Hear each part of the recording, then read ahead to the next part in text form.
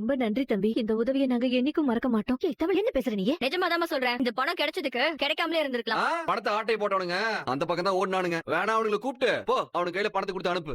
எருமைங்களா எருமைங்களா, இதுக்கு எதுக்கு இத்தனை ஆள வர சொன்னீங்கன்னு கேட்டேன். ஒத்த ஆளா கிழிச்சிருவேன்னு சொன்னேன். இதுதான் நீ கிழிச்ச லட்சணமா? நீங்க சொன்ன மாதிரி அவங்க வந்து பணத்தை அடிச்சுட்டு நாங்க ஓடி வந்துட்டோம்க்கா. ஆனா அந்த சேது எங்க இருந்து வந்தான்னு தெரியலக்கா. சினிமால ஹீரோ என்ட்ரி கொடுக்குற மாதிரி புல்லட்ல வந்து எங்க எல்லாரையும் வழி மறைச்சிட்டாங்க. செய்து உங்க யார் முகத்தையும் பாத்துடலையே. இல்லக்கா, ஒருத்தர் விடாம எல்லாரையும் பெண்டு எடுத்துட்டாங்க. தடி தாண்டவராயினுங்களா. முதல்ல ஒரு 10 நாளைக்கு இந்த ஊர்ல இல்லாம எங்கயாவது போய் தலைமறை வரங்க போயிடுங்க. நீங்க மட்டும் இன்னொரு தடவை அவன் கண்ணுல பட்டீங்க, அப்புறம் எவன் உசுருக்கும் உத்தரவாதம் கிடையாது. போயிடுங்க. அப்பவே சொன்னேன் இவனுங்களை நம்ப வேண்டாம். நீதான் என் அப்பாவோட சொந்தக்காரங்க, பெரிய வீரனுங்க சூரனுங்கன்னு சொல்லி அவனுங்களை நம்பி இந்த விஷயத்த செய்ய சொன்ன. இப்ப கடைசியில என்னாச்சுன்னு பாத்தியா? எனக்கு மட்டும் இப்படி எல்லாம் சொதப்பணும்னு என்ன ஆசையாடி? எல்லாத்தையும் சரியா செஞ்சு போடுவாங்கன்னு தான் நினைச்சேன். ஆனா சேது உள்ள வந்து காரியத்தை கெடுப்பான்னு யாரு கண்டா? ஹீரோ வந்து ஹீரோயின் பணத்தை காப்பாத்தி கொடுத்தாரு. அப்ப அவன் நினைச்ச மாதிரி காலேஜ்ல ஃபீஸ் கட்டிருப்பால. மாமா, சேதுவ பத்தி பேப்பர்ல ஒரு நியூஸ் வந்திருக்கு மாமா. சேதுவ பத்தி நியூஸ் வந்திருக்கா?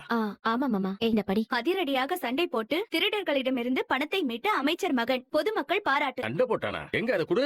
ராசாங்கா அதை அப்படி கொடு. உன்னை பத்தி தான் நாங்க இவ்வளவு நேரம் பேசிட்டு இருந்தோம். என்ன பத்தியா? என்ன பத்தி என்ன பேசிட்டு இருந்தீங்க? சேது யாருக்காகவோ ரோட்ல பயங்கரமா சண்டை எல்லாம் போட்டிருக்க போல பேப்பர்ல போட்டிருக்கு. சேது அத பத்தி தான் பேசிட்டு இருந்தோம். நாங்கெல்லாம் நீ ஏதோ அந்த தமிழ்ச்செல்வி மேல கோமா இருக்கன்னு நினைச்சிட்டு இருந்தோம். ஆனா நீ அவளுக்கு தேடி போய் உதவி பண்ற அளவுக்கு என்ன நடந்துச்சுன்னு முழு விவரம் தெரியாம உங்க இஷ்டத்துக்கு பேசிட்டு இருக்காதீங்க. இல்ல சேது, அப்படி எதுவும் உன் மனசுல எண்ணம் இருக்கான்னு தெரிஞ்சுக்கிறதுக்காக தான். என் மனசுல அப்படி எந்த எண்ணமும் கிடையாது.